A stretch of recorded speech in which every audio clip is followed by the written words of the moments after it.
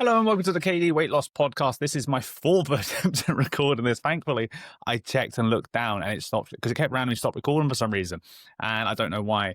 It just seems to be the Riverside app is just not playing ball today. So I'm on the web browser, which I used to do, and I'm probably just going to stick to that because it looks more familiar like I did before. So hopefully there's no blunders or anything like that come up in this episode.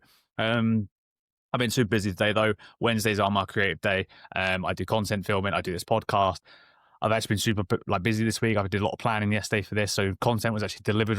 I actually filmed it really focused today for a change.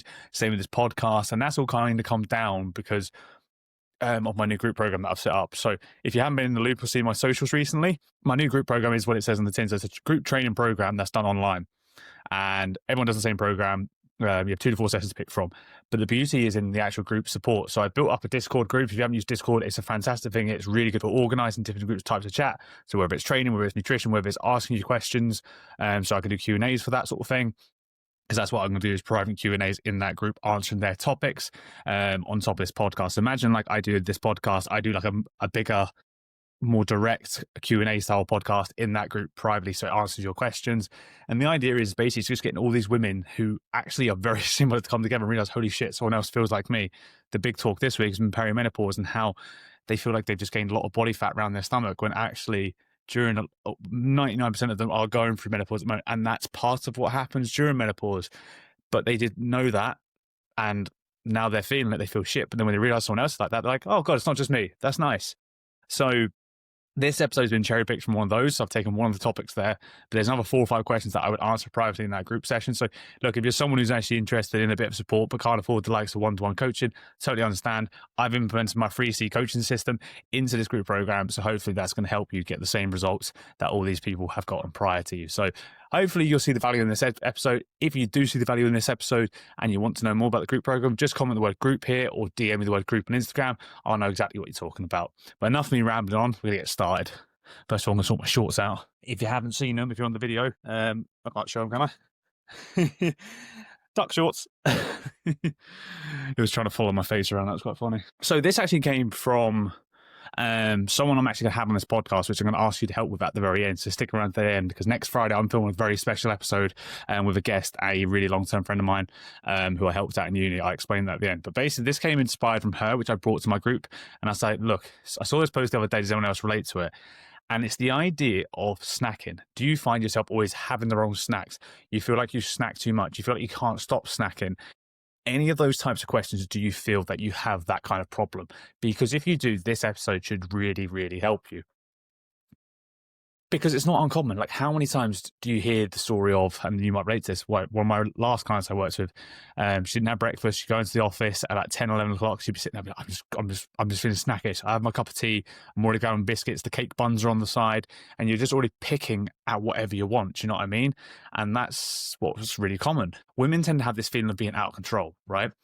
And because they feel out of control, they feel chaotic. They feel like they're reckless. They feel like they're a lot of women will put judgment upon themselves and be like, what's wrong with me? And it's not what's wrong with you, but it's the fact that the way you have this outlook of snacking and how to use snacking is actually sabotaging your efforts to even, one, feel fuller, two, lose weight in the first place. Because look, I'm being blunt, when you're losing weight, you're going to feel hungry. Okay. There's strategies to get around that. But sometimes you are just going to be hungry because weight loss means you are eating less than you want to. But when it comes to snacks, snacks should be your additions. Snacks are what they say. They're small, they're convenient, they're easy to have. Oftentimes, well, snacks are for pleasure. Like my chocolate bar, that is my snack. That's my treat. That's my thing that makes me feel good. I'm looking forward. I'm not eating it for nutritional benefit.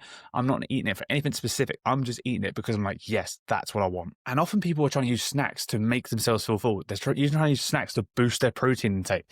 And I'm like, if you just had your normal 2 to 3 meals a day, everyone's different in terms of how much they eat based on their time, based on their hunger, all that sort of thing. If you had 2 to 3 proper meals a day, 1, you'd feel fuller, 2, you'd have higher protein, and 3, you'd just be better nourished. And you'd actually be there to have a snack that doesn't have to be some form of protein snack or skinny bar or something that's meant to look and make you feel good. When actually you could just have those bag of crisps, that chocolate bar, that bit of ice cream, whatever you actually wanted in the first place, by looking after your main meals. And the easiest way to explain this one, right, and the most common scenario here, this one is in the women that don't eat breakfast. By the way, the myth of breakfast being the most important day was actually just a marketing scheme. I actually think it was from Kellogg's trying to get people to eat cornflakes. I believe that's where it came from, but it was actually just a marketing scheme to get people to eat more breakfast cereal. That's all it was. It's not the most important meal technically, but it can be the meal that stops you kind of crashing for event with regards to your energy, feeling like you want to demolish the cupboards by 11 o'clock, 3 o'clock in the afternoon. Do you know what I mean? Whereas mid-morning or mid-afternoon, everyone's slightly different because you've gone for, typically, say you stop eating at 8, 9 o'clock the night before, you've slept, you've not eaten for at least 12 hours by the time you've got into work at this point. So it's 9, 10 o'clock in the morning. And you're like, I just don't have time. I'm going to argue that one as well, but let's just carry on for now. I don't have time, or I don't feel like eating. Fair enough, valid point. But when you get into work at 9:30, 10 o'clock, and then you're starving because, I could just eat anything right now. What you've done is you've gone too far into your hunger. Now your body is sending crazy signals that you have to fight. It's like an intense emotion. It's like before someone gets angry or upset. You can sense they're getting angrier and anger, and then they explode. If you caught it before then, they wouldn't have to explode. It's the same there. Your hunger ramps up before you start feeling like, I cannot feel unhungry. I cannot stop myself feeling hungry. That's the level it gets to. So this is why you have to curb it sooner. So if you're someone who doesn't feel like hunger, if you don't feel hungry in the morning, I totally get that. I'm not asking you to do anything magical. I'm just asking you to have something light and easy to take with you. Whether it is a small little protein yogurt, really small protein, whether it is a bit of fruit, whether it is a slice of toast, whether it is just a protein shake, just like I've got here, to have that to sip on, so again, keeps you going. Is it going to make a massive difference to your hunger? No, but it's going to give you some energy to keep you going. And that's going to be the vital part of stopping you going for that kind of like sugar craze, or that like kind of demolishing every bit of food in the office when you're hungry later on in the morning. It's kind of where the argument of no time falls apart as well. And the reason I can call this bullshit out is, I'm being brutally honest, I have a hectic life, right? It feels a bit different at the moment because summer's here, but the kids going back to school, right? There's 4 kids in our household, right? Plus when my son comes over, there's 5, right? So we have to get 4 people every day out the house for school. We have to make sure they're up and ready for school. We have to make sure they've eaten, they brush their hair, they brush their teeth, they're got all the shit they need. Then we've got to drop them off. Then we've got to get home. Then I've got to make sure, right, what are you doing today? What am I doing today? I still manage to get breakfast in that time because I take 10 minutes to get up earlier before everyone else. I have my tea and my coffee then uninterrupted. Tea and coffee. I have my tea and my breakfast there uninterrupted, right? People are like, but I want more sleep. I get it. But as parents, I'm going to say this now because, again, I can. When do we ever get that much sleep, right? We don't. 10 minutes is not going to make a difference. And as much as I lie there, it doesn't. Because again, once they're up and out and about, I'm chasing the tail around with them. So I have a simple breakfast in the fridge ready to go. Okay. And this is what I mean. It's convenience, right? On a Sunday night, I make 5 of these for the week so I can deal with it. All it is basically 4 crushed up Biscoff biscuits in the bottom of a glass with 2 full tubs, 500-gram tubs of 0% Greek yogurt, Tesco Finest, Lidl's, whatever you want. Throw it in there, 2 scoops of vanilla protein, mix it up, and then just throw it all between 5 jars. That's it. There's 20 to 25 grams of protein in each one. It's quick, it's easy. I can put that in there, have my coffee, boom, less than 10 minutes. Then you can then do the usual things like getting everyone else ready, getting yourself ready, drop-offs, all the rest of that stuff. That works for me. Everyone could throw a slice of toast on in the morning into the toaster, a slice of bread on into the toaster, go do their other shit, come back, do the toast. You can do it while you're making the kids breakfast, whatever it is. I have a client, right, who I don't change this for. She has a bowl of cornflakes and a coffee in the morning. I don't care. That is absolutely fine with me. But she's having something that gives her energy to get through the morning and help her get through to lunch. Most of the time, it's a barrier of like effort and energy and tiredness and just trying to fight that. I've only really met truly a handful of people who feel sick easy in the morning, and that's when I tend to get them to use a shake option, whether it is a beef protein shake, which has very little calories in it, or whether it is one of my protein shakes that I get people to make, where you throw in a liquid of choice, where it's water or milk. You throw in a scoop of protein flavor. You can add a bit of fruit into it or a vegetable like spinach, for example. And then if you want to add in extras like toppings or anything like that, it's like a little shake you can sip throughout the morning into the early late afternoon, and it really keeps you going. Again, regardless of the person, there is a solution for each one of you. And that's where one-on-one coaching or my group coaching really comes in handy, because we help decide what is necessary for you. But again, we're stopping that extra bit of hunger building up, and we're catching it and we're letting it come back down slowly so it doesn't hit you as intensely and it's more able to manage it. It means you're less likely to resort to using snacks to fill you up. Fruit won't fill you up when it's just on its own. If you pair fruit with a protein source, it's more likely to fill you up. If you pair fruit with a protein source after having a main meal, you're definitely going to be full. It's layer upon layer upon layer. but we start at the layer you're necessary at. It's why I use my traffic light system to gauge every new person who comes into my group program. Red, you need to work on just being awareness in terms of finding out where your calories are, finding out where your start point is. Amber, you've done a bit of tracking before. We need to find out where you need to go with that. Make some small tweaks to your food sources, that sort of stuff. And then green is someone who's already got that, but we need to dial it in and make sure everything is organized and clean, like so. The other thing with snacks that really bothers me, kind of segueing away from the breakfast kind of argument now and why we use snacking and that sort of thing, the way people approach snacks is quite bad as well. I don't use that word lightly. Skinny bars, for example. You're more likely to eat 2 to 3 skinny bars just because they don't hit that craving, right? Snacks are often craving related, and you're allowed to have cravings. You're human, you're normal. Cravings are much more than just hunger signals. They are psychological. We want pleasure. We want things that make us feel good, right? That's why we crave stuff that we want. Things like skinny bars and protein bars and stuff like that. When have you ever been like, that is so fucking good, I want another? It's not. It's always been like, it's not too bad. It's better than that one, isn't it? I've never, even grenade bars, right, which are the best protein bars in my opinion at the time. I have never ever had one and thought, I'd rather have that than something else. And even to this day now, I only eat them if I am given them or they are extremely cheap in a multi-pack and they serve a purpose. They're really useful, do not get me wrong, and they're convenient, but fuck the texture's awful, fuck the flavors are never as good as they want to be, and they just taste artificial. And this is the thing.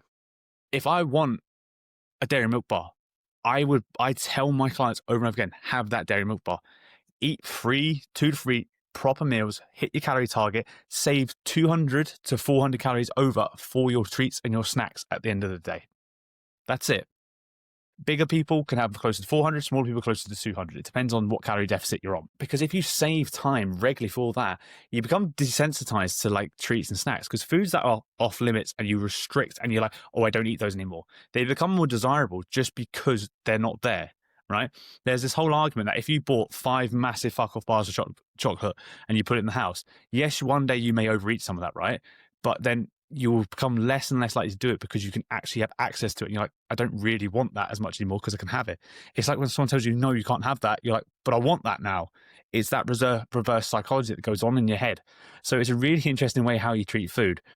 There are different ways of this sort of stuff. Again, like some people just, when they have their favorite food in the house, and mine's dark chocolate digestives, if they're in the house, I eat the whole packet. It's just the way I am. So I don't buy them because I know that's my trigger food. But if I really, really, really want them, I get off my ass and go to the shop. I've created a barrier to get around that. And you can do that with your foods. Whereas other people need to have it in the house, right? And you might be scared to have it in the house, but you need to have it in the house so that if you want one, you're like, I'm going to have some. Separate the portion from the bag. Never bring the whole bag through to where you're sitting, okay? Especially if you're idly just watching TV. Bring a section, go around, go sit down. Not many people like getting off their ass once they're watching a program, right? Do that. If you're watching a program, take the 4 biscuits, go in the other room. That's your allowance. Eat it. If you find they go and you're like, I've finished them without even realizing, take it a step further. Don't watch TV when you're having a snack you enjoy. Sit there and be present. It sounds so stupid. I know it does. I've had to do it myself. But fuck me, do you actually get the more pleasure from that first 1 or 2 bites than ever before? Because the law of diminishing returns applies to snacking as well. The first few bites are always the best. You'll never beat those first few bites. So take a moment, appreciate those first few bites, and be present in eating them if you have that struggle. I think one of the other things I want to say as well is this most recent trend. It tends to be a lot of Irish creators that do this. You'll know the guys I'm on about. Every Tom, Dick, and Harry on the internet does this same fucking thing, right? Where it's like, don't eat this chocolate bar when you can have this fucking chocolate bar that you had to make with all this protein, make all these ingredients, freeze it overnight, and do that. I'm coming from a parental standpoint here and just an effort fucking thing, because I'm the coach who hates cooking. Like, I don't mind doing it, but it just takes time, and I'd rather spend my time watching fucking TV, playing the PlayStation, sitting with the kids, doing something like that, rather than wasting a fucking hour and a half making something that may or may not taste that good. Again, back to the protein snacks. Snacking should not create another barrier. The idea of snacking is actually to make your life easier. Stop finding all these healthy balls and healthy things that you need to fucking bake and make and all that sort of thing when you have no fucking time to yourself. It is as it is. Again, if your excuse and your argument to everything is, I don't have time to cook, or I just need meals that are like 10 to 15 minutes long, and that's why I have takeaway. Why the fuck are you making snacks and trying to create snacks that have the same fucking problem when the snacks are the least likely thing to actually make a difference to your day to day? The logic behind it does not add up. There is low-calorie ice cream in Tesco's nowadays. Like, that is a thing, right? There's low-calorie every fucking thing you can think of if you really want to save calories on things and want to get a healthier version of your snack. But again, from working with the people I've worked with all my life, people don't want healthier snacks. People want snacks that fucking taste good. If you want some health with your snacks, one of the best things I've always taught people is to pair the two together, right? Have a snack with a bit of fruit. So chocolate bar and an apple, right? Who was it used to do it? Oh, what was it? Oh, yeah. So I remember I had a client one time who used to have a bag of carrots, like as in carrot sticks that she'd make, right, once a week, right? And she'd have it with her big bag of crisps. So she'd eat some crisps, eat some carrots, eat some crisps, eat some carrots. That sounds weird as fuck. She has something that tastes good, something that fills her up. Because again, the same thing I said regards to one of my content this week, you're not going to McDonald's to fill yourself up. You're going to McDonald's because it's quick, easy, and it makes you feel good and taste good, right? Whatever it is, Chinese takeout, same thing. You're not going there to fill you up. Same with the snacks. They're not there to fill you up. Yes, I have a list and things that I give out to my clients of lower calorie, higher volume snacks, like popcorn, like watermelon, like raspberries, like strawberries. Do you see the theme here? They are fruit or water-based vegetables, carrots, cucumber, that sort of stuff, with maybe some hummus. That's great, but pair that with the thing you want. Fills you up, tastes good. So maybe I've been a bit direct in some bits and I've lost my trail of thought here and there while I've been recording this episode, but you'll get my point. Your snacks should not be more than just an addition, 200 to 400 calories of something earlier that day, of your daily calorie intake. And again, based on the size of you, smaller if you're smaller, larger if you're a larger individual, you have more weight to lose.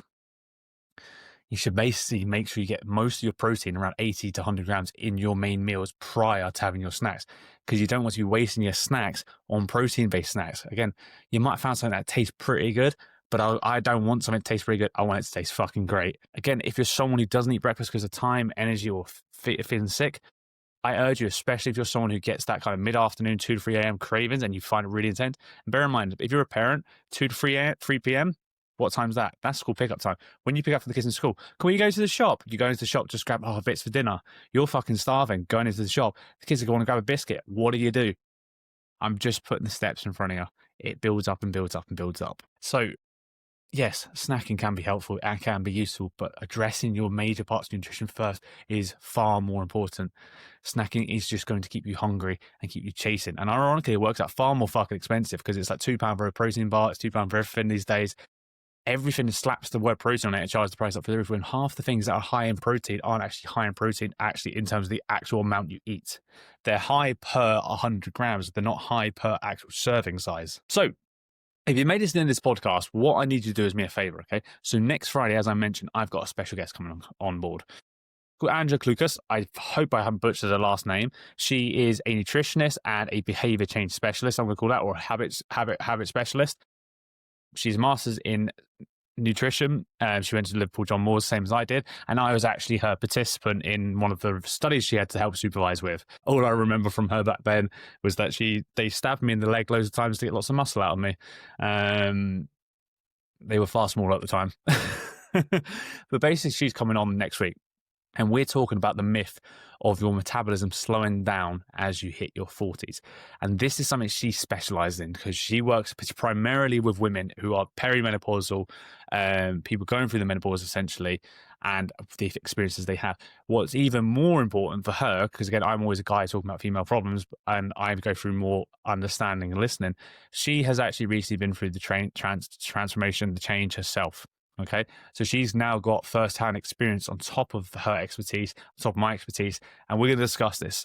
So if you have any questions around menopause, if you have any questions around habit changing, behavior changing, effects on your metabolism, body fat changes as you get older, health changes, what you need to be doing in certain ways, shapes, or form to help you, anything to do with women in their late 30s, early 40s, and anything regarding the menopause, find your questions down below in the comments or privately DM me on Instagram and I'll make sure I ask them to her. It's going to be a fantastic episode. I haven't had a podcast guest in a long while and I'm really super, super excited to get her on board. I've been trying to get her on board for ages now.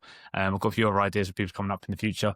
So I hope you really look forward to this. And if you do, you'll get so much value from it. It's going to be a steal. I'll tell you that now. I'm personally looking forward to it. Exactly. So for now, guys, I'm going to leave the episode there, but I hope you enjoyed it. If you haven't already, drop me 5 stars, leave a little comment, like I said before, if you want to type the word group to get more information about my group program, or leave a question for Angela coming up in the next episode. I'll speak to you soon.